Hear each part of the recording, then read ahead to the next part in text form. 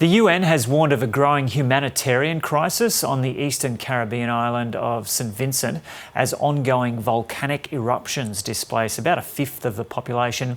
Between 16 to 20,000 people were evacuated from their homes under government orders before La Soufriere volcano first erupted on Friday.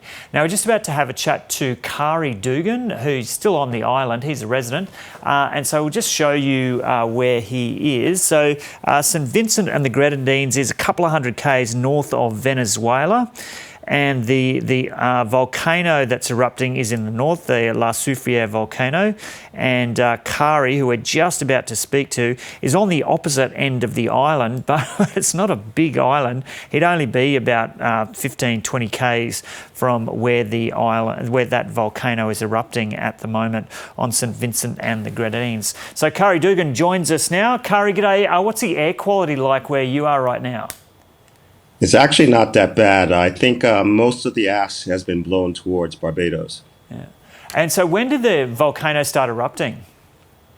Last Friday morning, yeah, but it's been rumbling for quite a bit. We had seismic activity, I think, since either November or December last year. So we kind of knew this was coming. But, you know, it's unpredictable as to when exactly it will erupt. And then once the seismic level went up, we only had like about 24 to 36 hours to get people out of the red zone. Yeah. And when it rumbles, as it's been rumbling over the last couple of months, so have you been able to feel it? Not in the southern part of the island. People in the north have definitely felt tremors, and I mean light tremors. It's not like earthquake quality. But since then, we can feel or hear when it erupts. It erupted twice today. So you can feel it when it erupts, and it's possible that it could erupt for months to come. So we're just hoping that she gets rid of what she needs to, and then we can have some rest for another 50, 60 years and continue on with our lives. And yeah. You can actually hear it when it erupts? Yeah, I haven't heard it personally, but I've had family members who have heard it. I was sleeping actually today when it went off, but my father called me and told me, he's like, I think I heard another eruption, and yeah, you can hear it down here. Have you been up north to take a look at it yourself and describe for us what it's like? I have not. I have a lot of friends who have gone through either working through ministries here or, for instance, the video you're showing right now, that's the captain of my tour boat using another friend's boat. And that video is at 10:30 a.m. at the second eruption. Wow. And he went up to the north of the island, and he's extremely skilled in knowing the coves up there. And he actually helped, I believe, guide this Coast Guard in. So he went in personally to go get people. So all the boats, you know, my boat was on land, but all the boats that were available went to go get people who didn't get out in time. Yeah. And so has anyone been injured yet? I believe there was one death, and that was from somebody who left the shelter and returned home, and then he suffocated from the ash, and he lived in a town close by the base of the volcano. But other than that, I don't believe there's any other reported deaths. Yeah. And so you guys are kind of used to that there, and you know when to get out? I don't think anybody's used to a volcano erupting. But no, the last eruption we had was in 1979. So there's probably a few people here who experienced that. My father wasn't on island at the time, but he told me stories about how his grandmother took in families.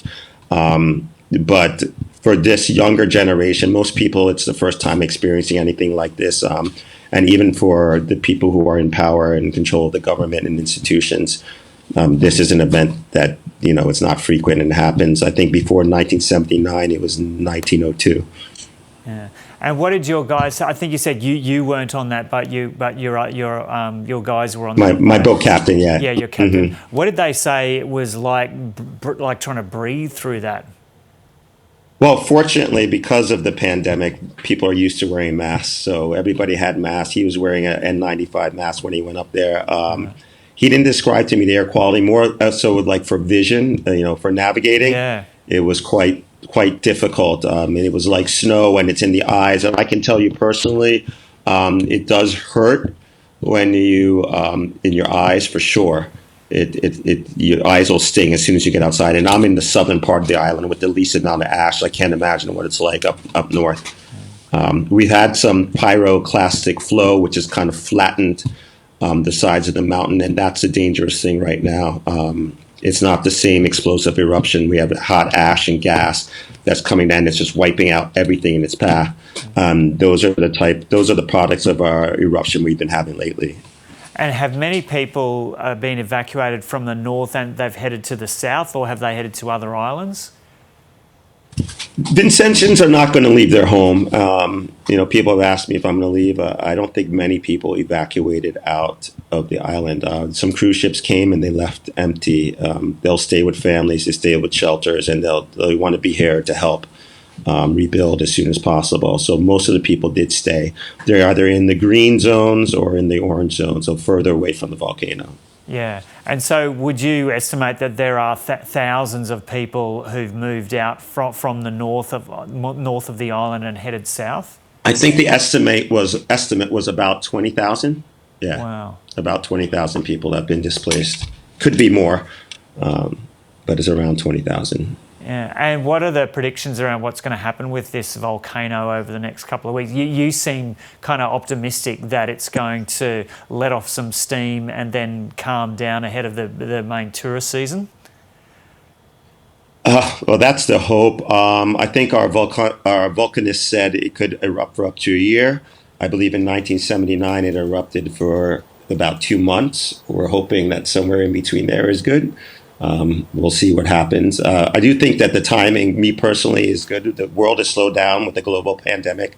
We knew it was coming. I think you got to look on the bright side of things, and it's better to get it out of the way and suffer through it and then start to rebuild as soon as possible. So in that sense, it's kind of fortunate it happened now rather than us having prepared and started our tourist season, say next November, and then have it erupt and have to stop and be completely disrupted. So all we can do is hope for the best. Yeah, good stuff. Okay, Khari Dougan, thanks so much for talking to us from St Vincent Thank you. and the Grenadines. We appreciate it. Thank you.